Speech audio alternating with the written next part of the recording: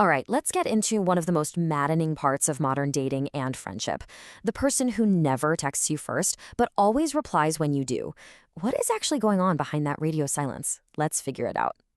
You know that feeling, right? You're staring at your phone, having that internal debate about sending the first message again.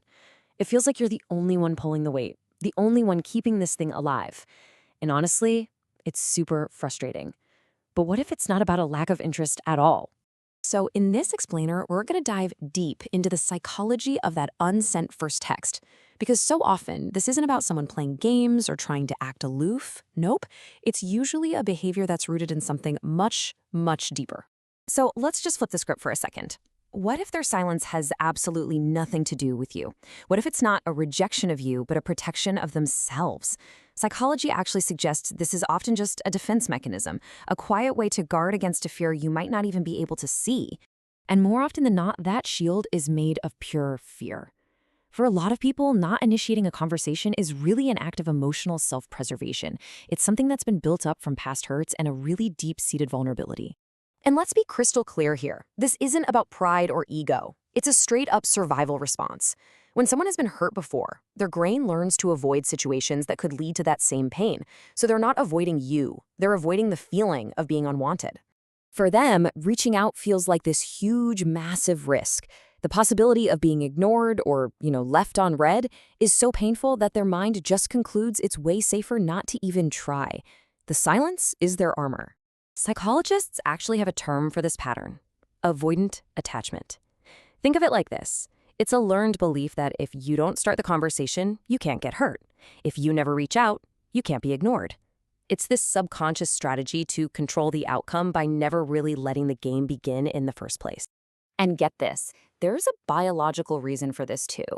Texting first is just packed with uncertainty. What if they don't reply? What if I'm bothering them? All that stuff can actually trigger the amygdala, the brain's fear center. And when that happens, logic kind of goes out the window and the overthinking kicks into high gear. So they wait for a clear signal of safety, which is your text, before they feel secure enough to engage. But fear isn't the only reason. Sometimes the silence is about something way more common, just being plain tired. In our totally hyper-connected world, the cost of just maintaining connections can be incredibly high. For people who have a history of always being the one to initiate, they eventually just hit a wall. They get so tired of being the one making the plans, keeping the conversations alive, so they stop. Not to be manipulative, but just to protect their own energy from the burnout of a one-sided dynamic. It's really an act of self-respect. And it's not just emotional exhaustion we're talking about. There's a physiological reason, too. Our brains are literally tired from the constant stimulation of modern life. I mean, think about it. 20 years ago, getting a message was exciting. Today, we're just bombarded with hundreds of notifications. This constant overstimulation actually dulls our brain's dopamine response. It's called dopamine desensitization. That little rush we used to get from social interaction, it's basically been replaced by a kind of digital numbness.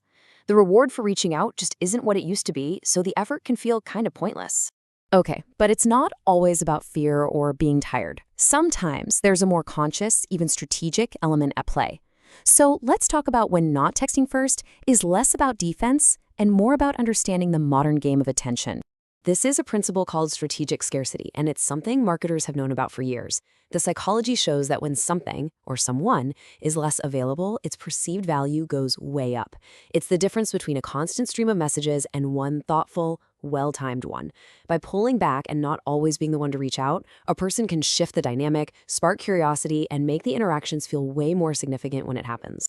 This creates a really fascinating question, doesn't it?